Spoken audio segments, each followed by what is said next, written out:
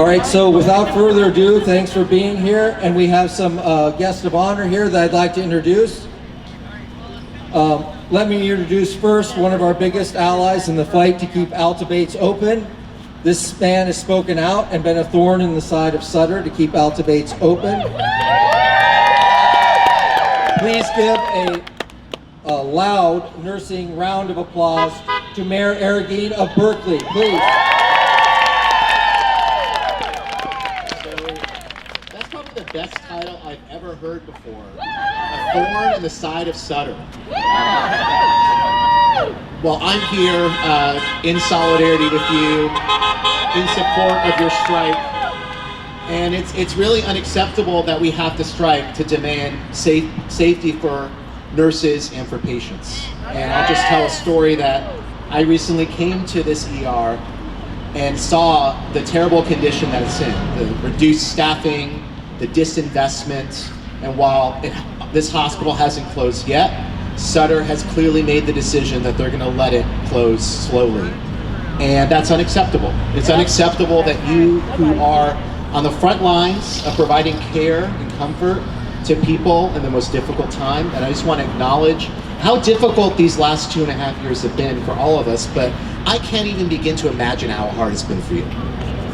And we owe you an enormous debt of gratitude for everything you've done to get our community through this pandemic, to provide care for those that are sick, comfort for family members, and we have a responsibility to make sure that you are safe and to make sure that our patients are safe. And so, shame on Sutter for in the height of a pandemic, we still don't have a contract. And they are not keeping our incredible, courageous nurses safe. They are not keeping their patients safe. This is not the kind of care that our community deserves. So we are here on behalf of the Berkeley City Council in strong support of your strike. And to call on Sutter to do the right thing now, to provide a good contract, to provide good, strong, safe workplace safety standards, good staffing ratios so that our patients are cared for and being taken care of adequately, that we're protecting the safety of our nurses and all the people that work at Altabates, and also that we demand that Sutter keep this hospital open to serve the Berkeley community as well. So thank you for all that you do. And we are so incredibly grateful to you, and we're here to support you and to make sure that we not only get a contract, but that we keep Altabates open for many, many more years to come. Thank you very much. All right, thank you, Mr. Mayor. The next person I'd like to introduce, of course, thank you for being here, both of you. I'd like to introduce the council member for District 5, Ms. Sophie Hahn. Councilmember Hahn is a nurse ally, once again, to keep this hospital and her town open, to serve the residents of Berkeley. Let's welcome her with a strong round of applause. Thank you, and thank you for having us here, and thank you for your courage to stand up. We are here because we care. We care about you. We care about the care that you provide. We cannot care for our community when we don't care for our nurses.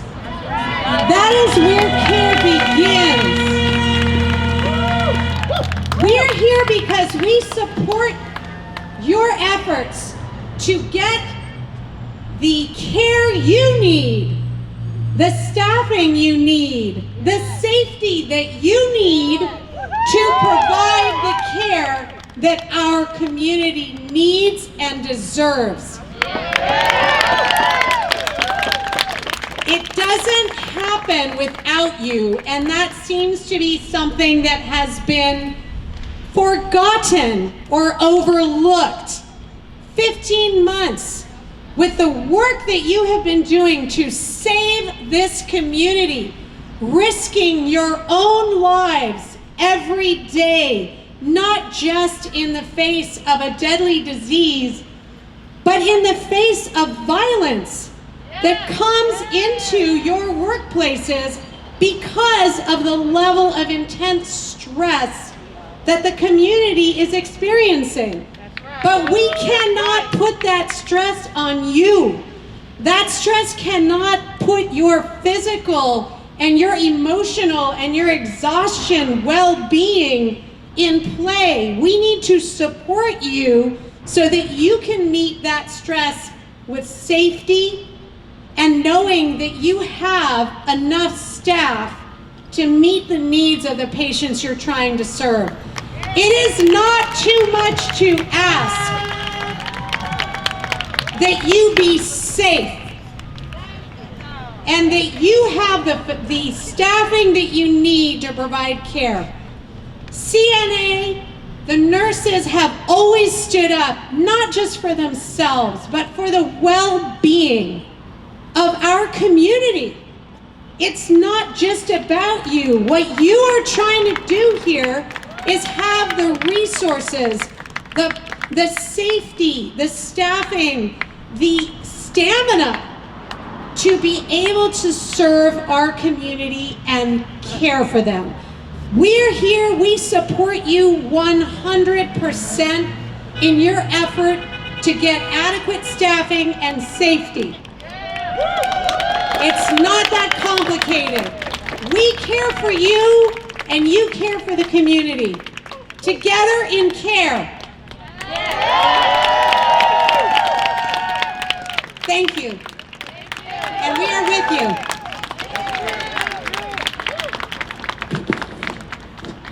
All right, the next person I'd like to introduce is a fellow nurse. Is there anybody here from Tracy? Well, besides the person I was going to introduce, actually. So number one, we have friends and allies near and from far, if you can call Tracy far. The person I'd like to introduce is Dotty Nygard. You may recognize her name in the news many times. Of course, Dotty is a fellow nurse. She has been negotiating on the behalf of Sutter Tracy, and she is here to be one with us and show her support. Can we give a big round of applause for Dotty Nygard, please? Thank you.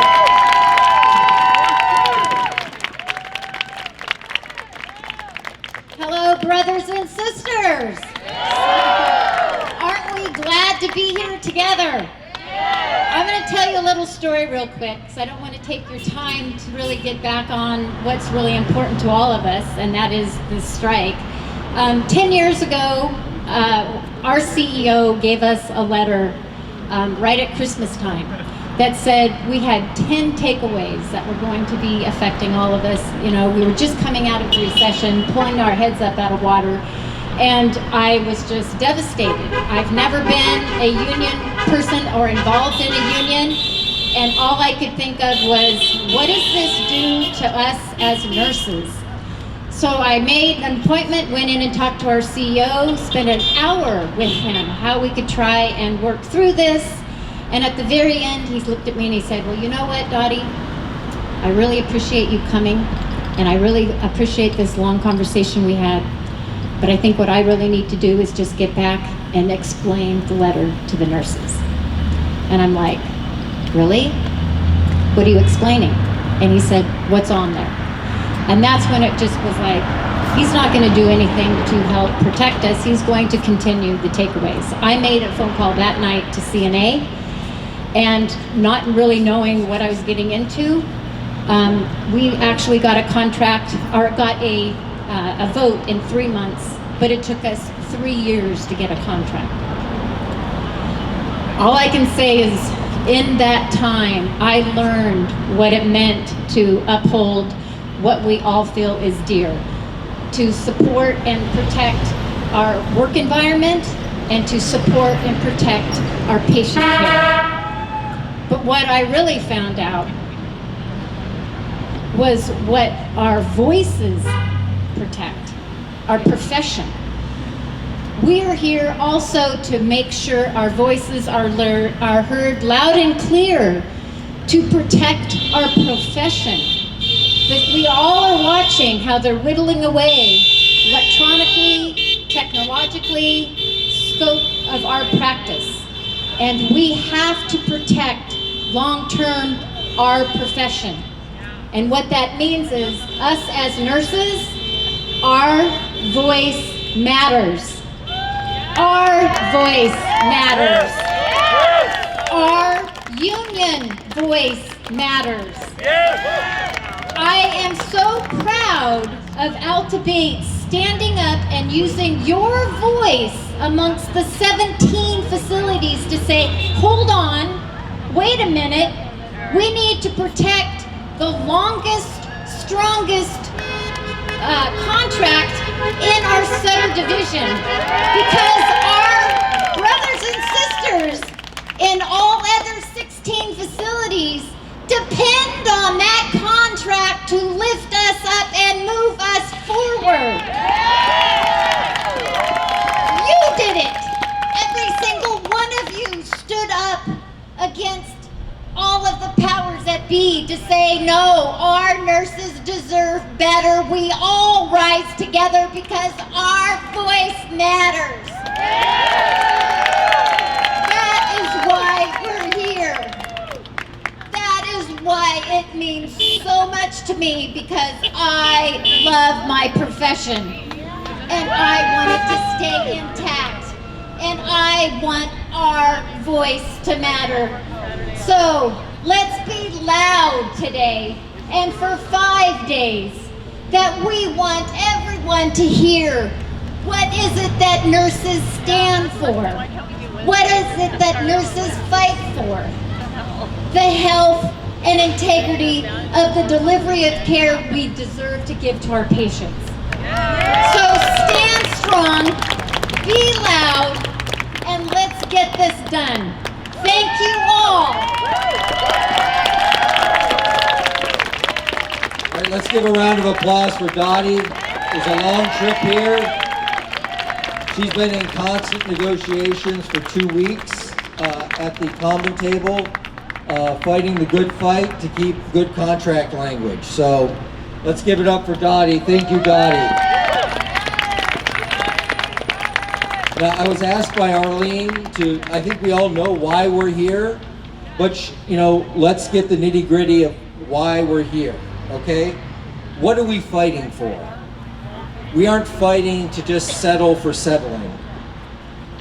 After enduring the worst of the ongoing pandemic and 16 months of mocking and sneering pontifications from Sutter, we have collectively said, no more.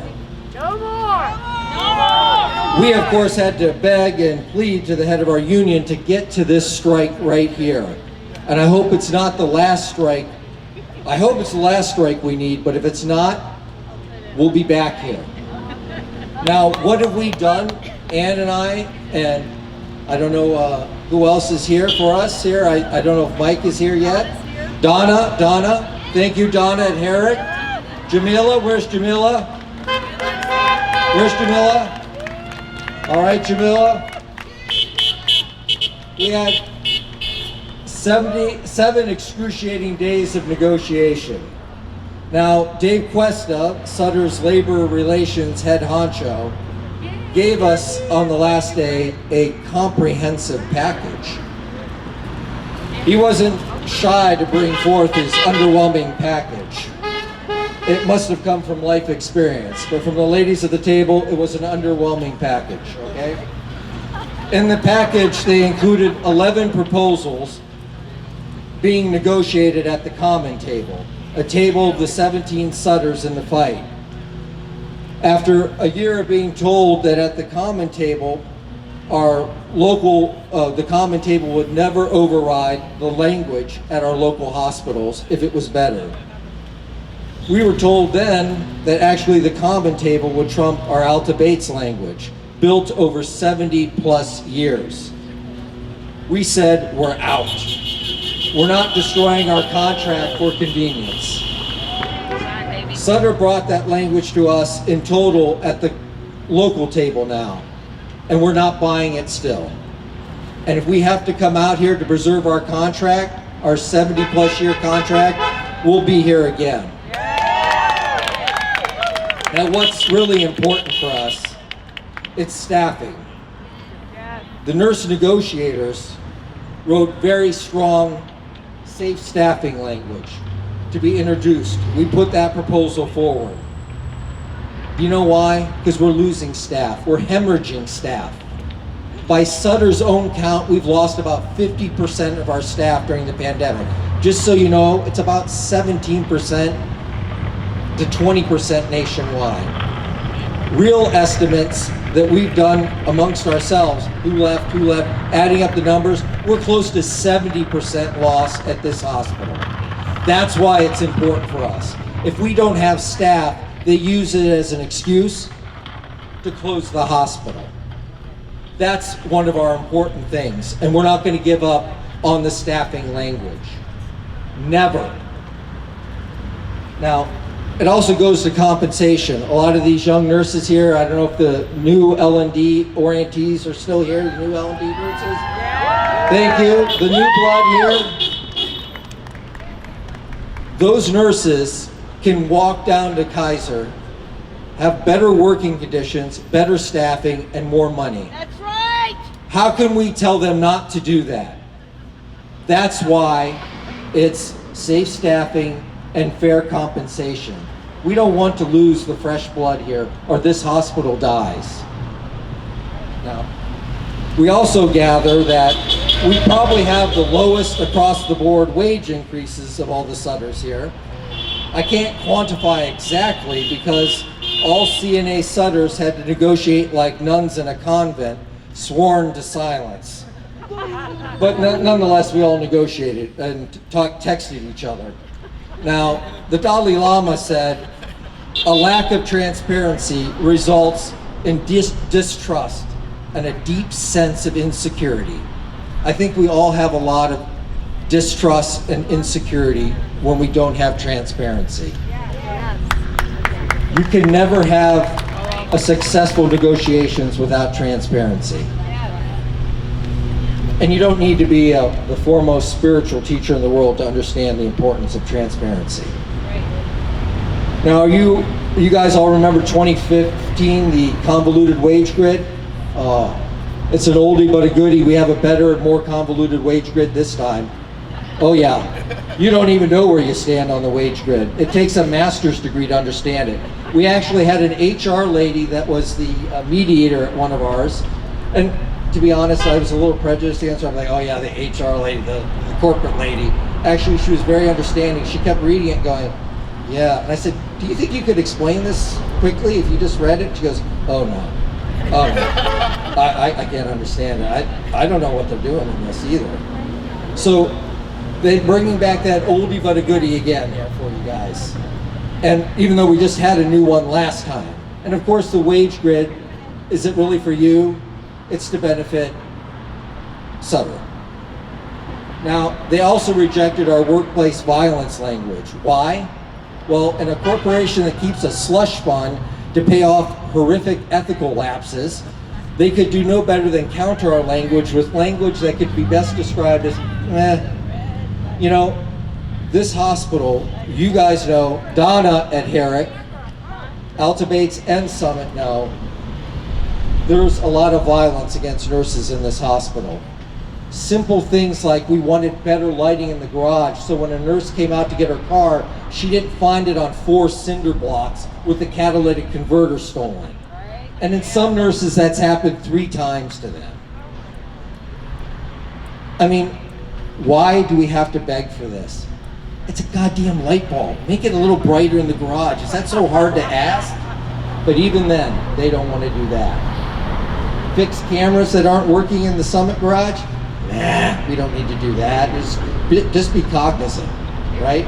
Okay. Well, also, you guys know about health streams. Sutter response to that? Shut up, nurses. You can do them at work while you're coding that patient. Can't you do that? Yeah, that's right. Oh, you're paid ed leave? Dream on. We'll just keep on denying it. How about all that diversity and equity talk from Sutter? Well, think again. They can't even throw Juneteenth our way. Just ask for Juneteenth. No, they can't even give us that. They proposed giving short hour nurses PTO less than what they get from the state of California. Now, why would you agree to getting less than from what the state's already giving you? Why would you do that? Why would you even propose that? And if you really were serious about settling with us, why would you put little jabs like that in the contract, right? Now, how about the differentials? Now, I don't know if many of you understand that I think some of our differentials were negotiated by Alta Bates herself. That's how old they were, okay? Now, we were told by some that a 10% increase by Sutter at the table on our differentials, well, that was a good movement. Well, GI nurses can tell you, yeah, that was a good movement, okay? We're told just to settle. Why should we shortchange ourselves? Why should we shortchange the patients and this community? We deserve real actions, real support, real respect. Give us platitudes, we'll give you attitude. We demand what we deserve, not what some fat cats settle for in dim light on Zoom, okay? We stand, but other Sutter nurses are cowed. If you stand for nurses after all this crap in the past years, if you can't stand for us, you need to get the hell out of our way. We're not going to bend our knee. So whose contract? Whose contract? That's right. And we're not going to bend a knee and settle for anything less than what we deserve. Thank you.